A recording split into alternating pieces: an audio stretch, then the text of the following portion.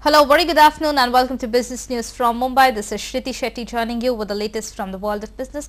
We'll of course look at all the stock market action, but before that, alright, from the auto, let's move ahead to Trade Expo, that is Intermachinery India is an international trade show bringing the best in the industry to a common trading platform, was recently organized in Mumbai. This is the first professional machinery trade expo in India. Intermachinery India is organized against the backdrop of a resurging Indian economy, making it the most ideal destination in the world to expand and explore new business relationships.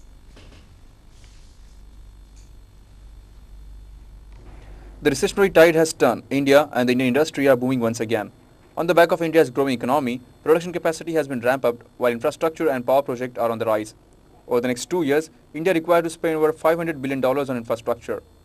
Recently, the fourth edition of Intermachinery India comes at a perfect time to enable business to take advantage of the range of products and services offered across sectors.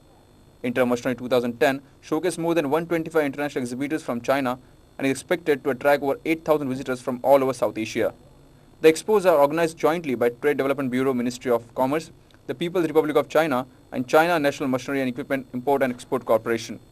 The second trade show, namely the Retail Product Show, comes at a time when the retail industry is growing by leaps and bounds and where market-savvy customers are on the lookout for a variety of better-looking and better-performing products. Bureau Report, DD News, Mumbai. Alright, Suvidhaa Infosoft Private Limited is a company floated to aggregate, commoditize and distribute the service in most convenient form to the customers. Suvidhaa provides multiple service under one roof in most convenient form to the customers. The company works with a motto to give convenience and value to all its customers who will look for a travel service, bill payments, entertainment, financial services, e-governance and lifestyle related services. The company has been mandated to empower more than 70,000 common service centers under the National E-Governance Plan of the Government of India and is present in more than 5 lakh rural villages out of the total 6 lakh villages identified for the project.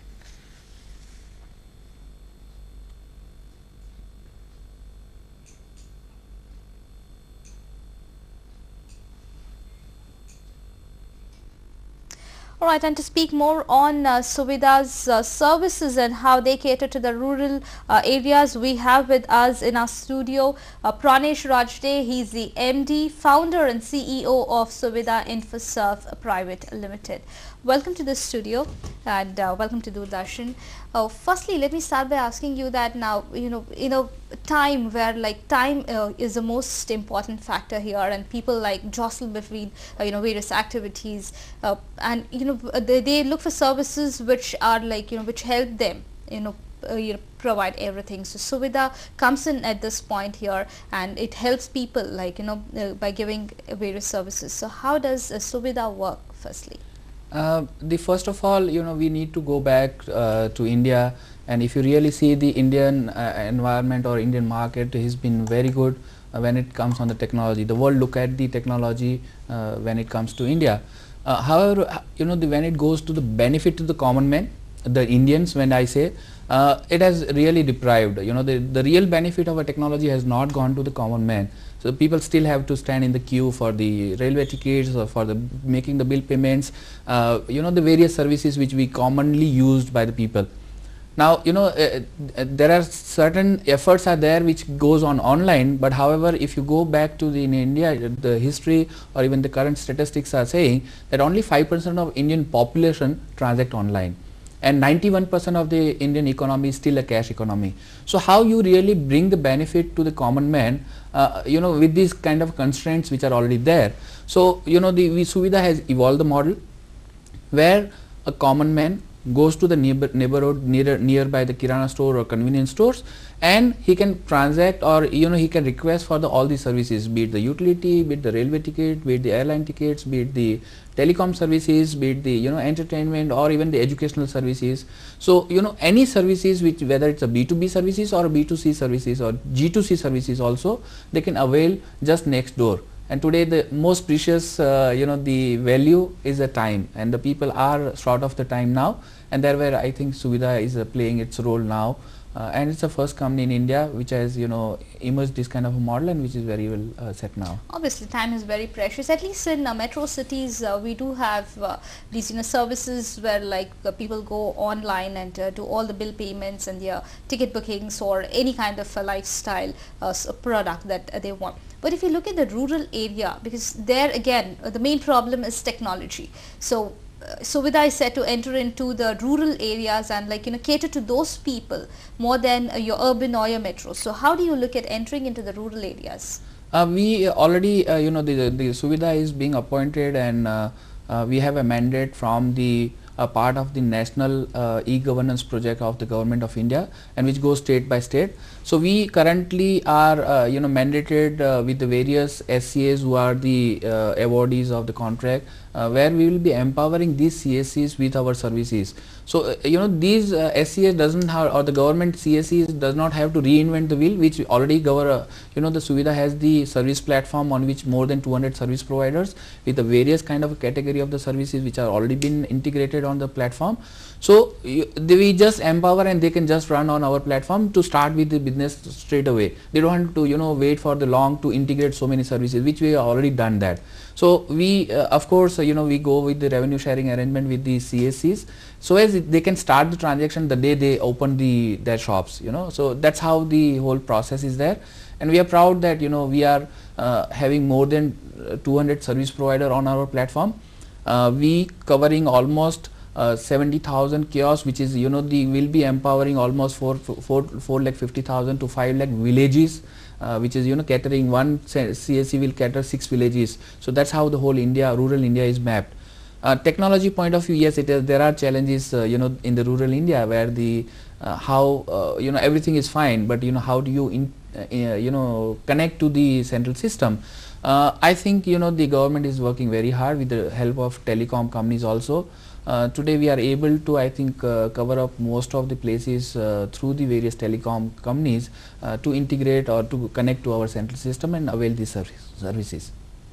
Obviously, apart from technology also, because when we talk about the rural lot, our mindset is such that we do not adapt to such services like at one go. So were there any kind of challenges that you faced when you went into the rural area, or was it like a welcome note to the people there? Yeah, in fact it is a welcome note. As you rightly said that these services are there are people have the avenues to avail these services in the urban India, whereas when you go to the semi-urban or semi-rural to the rural, these services are not available, specifically like financial services like insurance or micro insurance or microfinance, or the utilities or even education. These are all short of the services there, and nobody is there to support them when it goes to the rural India. And I think we have played our role there. We are very proud that we have gone recognition from the various government, non-governmental agencies, that we have played our role to reach out these services to the rural India, which are always been deprived. And I think this is a transition which we are there. The people are very well receptive to this. We had thought that the people may not be able to use this very well. However, the model in which we operate, that we have the kiosk which is manned by the person, so we train this person there locally, and then he provides the services. So the common villagers doesn't have to worry about the technology.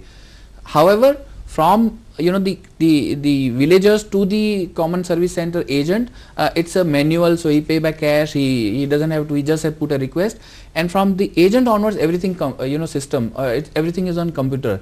So there we provide the technology benefit reach well in the rural India. So that's how I think and over and above, we also have a platform, various devices like a normal PC can be run. Even the mobile can also now avail, can enable these services using a mobile only. So as you don't have to worry about the electricity or the communication, which is where the mobile is a far reaching there in the rural India. So we ride on that platform or the infrastructure available. You just spoke about CSC, that is a common service centers. So could you also elaborate on how the Suvidhaa work on this, and at the same time the exact role of the CSCs here? The national government, the central government has come out with the national e-governance project, where they are putting up the kiosks in mapping whole of rural India, all villages, which is about 6 lakh villages across the India, and they have mapped one outlet amongst the 6 villages of the pocket of 6 village, and this CSC will be manned by the local entrepreneur, which we call the village level entrepreneur, VLE. And this VLE will provide the G2C and the B2C services to the villagers basically. The various programs which the government wants to run, whether it is NARG or the various socio programs which the government wants to run, they want to run through these centers basically, and so as the benefit of these various programs can reach out to the masses there in the rural India. So that's basically a holistic approach from the central government, and these centers are coming up. However, the G2C services are yet taking time. So they have not yet come up very well, and the government has to even at the same time need to develop the backends also to avail these services or make available these services. So it's taking time. However, meanwhile we have started with the B2C services or some G2C services where like electricity bill payments and those basic services they can avail now right away, or insurance or micro insurance, and like those services they can make available even at this moment also. So the benefits started going, that people are getting habitual to that, people are getting used to this, people are getting the benefit right away at this moment. So I think this is a way forward, and this has a very long way to go. However, the benefit will straight away going very fast to the common man. Definitely, benefit is going to the common man. But if you talk about the rural area, which like you betting big on, so if you talk about the rural area, there like labor, employment is also a main concern. So is Suvidhaa somewhere thinking of probably training the rural people out there and probably making them man these centers that you're opening there, because that would be like a much relief to the rural people there, and they would be definitely like because now technology, whether it's a rural or urban, everybody is like open to learning things. So how does yeah, objective of the whole program is that to train a person there, the entrepreneur who recruited from the same village ideally, so as he knows the people there around, and the gestation period is a very fast, the people can habitual to become there. So however, unfortunately it's a training, only one person can get employed there. At the same time, the Suvidhaa is coming out with the various services where we can provide them not only the education, the vocational training kind of programs, at the same time, the employment also. So if we are able to give the the employment, and specifically like in the rural India, there are a lot of handicrafts and the various products which they produced locally. The market can be in urban India. So the Suvidhaa is providing a bridge to them where they produce locally in the sitting in the villages only. They put up into the platform where these products are available, and it is sold electronically in the urban India, or the demand is being created, and that's how the whole reverse economy can work very well. Suvidhaa is also now, since we have the mandate of going into the very large number of the village population, Suvidhaa is actively working at this moment, and we are the pioneering into the various services which are very used into the rural India. Specifically, we are working on the rural backward integration or rural economy, how and this is highly very localized. There is a different kind of a requirement in the Gujarat, and then the Madhya Pradesh, then the Assam, and then the Tamil Nadu, or then the Punjab. So it's the whole of India is divided very differently, and so the requirement of the rural India on the local level, it's a very different. So we in fact or even the agro products are also different in the regionally. So we are working on the various those kind of services where we can. You're trying to basically bridge the gap between the rural and then reach them to the urban. So how do you? What is Suvidhaa's future plan? What is there in the pipeline now? First of all, the rural India which we are talking about right now, we are covering up almost 60 to 70,000 kiosks at this moment, which we have the mandate. Over and above, of course, we'll try to pitch the most of the all India part. Over and above, these projects are only in the very core rural, whereas the semi-rural is also equally deprived. So we are going on our own on this semi-rural as well as the semi-urban also. The metro is definitely there, but however it's not our main core focus actually. So we are bringing the all service provider who wants to reach out to these masses, and we are creating a platform. That's how our platform is there.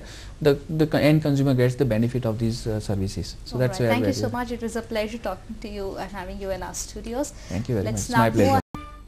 Alright, that's all we have in today's business edition. Thanks for watching. For more updates, you can log on to our website, that is www.ddinews.gov.in. Your suggestions are very valuable to us, so post your comments at dd.biznews@gmail.com. From the entire Mumbai news team, it's goodbye, but stay tuned for Samachar in Hindi from our Delhi studio. Namaskar.